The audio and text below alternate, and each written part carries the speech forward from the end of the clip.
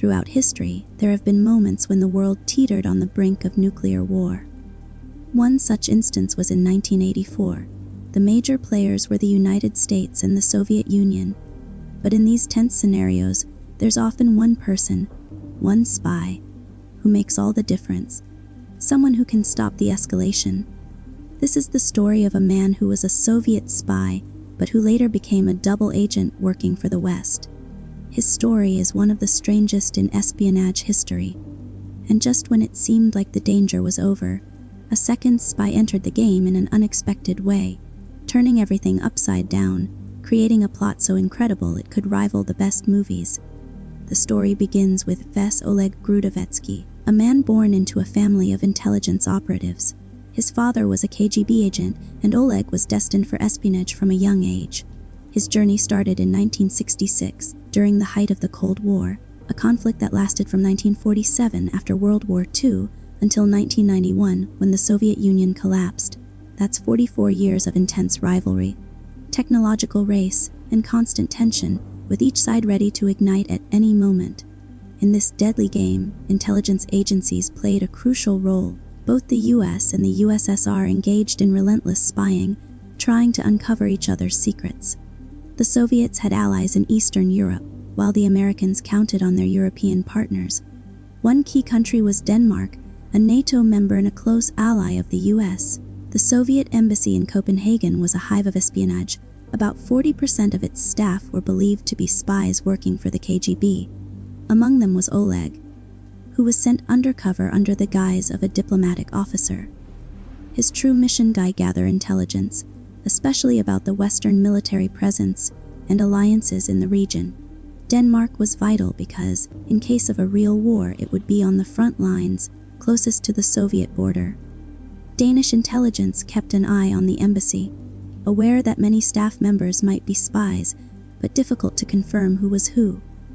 Oleg's first task was to create a network of spies within Denmark, stealing identities of deceased individuals to facilitate covert movements, an easy task in 1966 without digital records. Initially, Danish intelligence suspected Oleg was a spy, but they couldn't be certain. They began monitoring him closely. Soon, they noticed he visited cemeteries and churches, trying to steal identities of the dead. This verified his role as a spy, managing a network of agents, providing them with stolen identities to operate more freely within Denmark. But espionage isn't just about capturing spies. It's a game of recruitment and manipulation. Sometimes, the goal is to turn a spy into a double agent, someone who appears loyal to their country but secretly works for the enemy. And that's what happened with Oleg. Despite his allegiance to the USSR, Oleg was deeply influenced by Western values and culture after spending years in Denmark. He admired the openness, freedom, and social diversity there, so different from the tightly controlled Soviet Union. However, his initial loyalty remained until a major event in 1968 changed everything. That year, Czechoslovakia faced a wave of protests and upheaval. As a Soviet ally, Czechoslovakia was invaded by Warsaw Pact troops to quell the unrest. Oleg watched the news with shock and sorrow, seeing his family, the Czechs and Russians, as one fighting and dying. He called his wife in Moscow, pouring out his feelings and expressing his disillusionment with the Soviet system.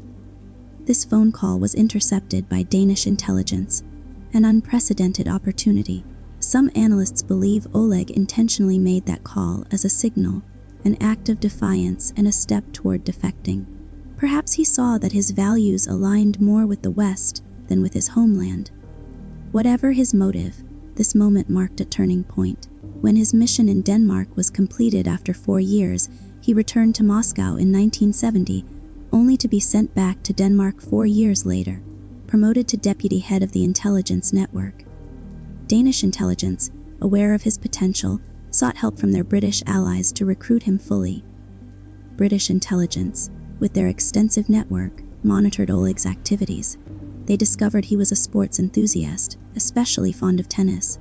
In 1974, during a match at a private club, British agents approached him. He was hesitant, fearing it might be a trap or an interrogation, especially given the Soviet suspicion that he might have turned. but he also saw an opportunity. He agreed to meet again after some days, cautiously. They arranged a secret meeting at a hotel, where Oleg set clear conditions. The British had to keep the operation secret from everyone, even from their own government, to protect him and the mission. Eventually, in the summer of 1974, the British succeeded. Oleg became a double agent, working openly for them, motivated not by money but by ideology. He was committed to exposing Soviet secrets, including a crucial film containing documents and names of Soviet spies operating in Nordic countries: Finland, Norway, Sweden, and Denmark. From that moment, Oleg provided valuable, sensitive intel. His information led to numerous arrests and expulsions of Soviet sympathizers in Britain. His contribution was invaluable. He was a top asset, the most important spy Britain had during the Cold War. By 1983, British intelligence promoted him to major and appointed him as the head of the London station. All Soviet intelligence activities in Britain flowed through him. His reports were so vital that the CIA also received intelligence from the British, sharing information about Soviet infiltration in Western political circles. Oleg's intelligence also revealed alarming details about Soviet fears of a surprise nuclear attack. In 1983, Soviet leader Yuri Andropov believed that the US was preparing for a first strike, a fear fueled by NATO military exercises like Able Archer, which simulated nuclear war scenarios. The Soviet Union was on high alert. They mobilized their nuclear forces, missiles, submarines, and aircraft, ready to retaliate at a moment's notice. Tensions escalated dangerously. Both sides believed war was imminent. Oleg, still in contact with British agents, kept monitoring the situation. He knew that the slightest miscalculation could trigger nuclear war. In a rare move, he broke protocol, risked everything, by contacting British intelligence directly, warning them that the Soviets believed an attack was imminent and that the West needed to de-escalate. Thanks to his warning, Western leaders, including British Prime Minister Margaret Thatcher and US President Ronald Reagan, were informed of the danger. Thatcher used her influence to persuade Reagan to tone down rhetoric and halt provocative military exercises. In a tense diplomatic effort, leaders worked behind the scenes, avoiding catastrophe. The crisis was diffused, thanks in large part to Oleg's intelligence. His story didn't end there.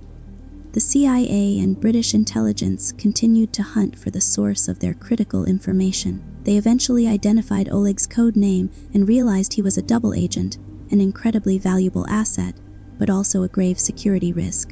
In 1985, Oleg was summoned back to Moscow unexpectedly. He was told he was being promoted, yet it was a trap. Under suspicion, he was detained, subjected to interrogation using drugs to extract the truth. Despite his resistance, he refused to betray his new allies. Realizing his life was in danger, Oleg planned his escape. With the help of British agents, he managed to send a covert signal and escape Moscow's clutches. His family, who had remained in the USSR, was detained and later placed under house arrest for 6 years. Eventually, Oleg was able to reunite with his wife and children abroad. He settled into a quiet life in the West, his role as a spy forever changing the course of history. His actions helped prevent a nuclear catastrophe, saving the world from potential annihilation. This story is just one example of how espionage, deception, and courage can alter the fate of nations.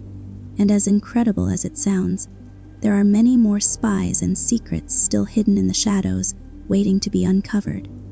If you're curious to learn more about such stories, stay tuned. Remember to like, subscribe, and hit the bell icon for future videos. Until next time, stay safe and curious.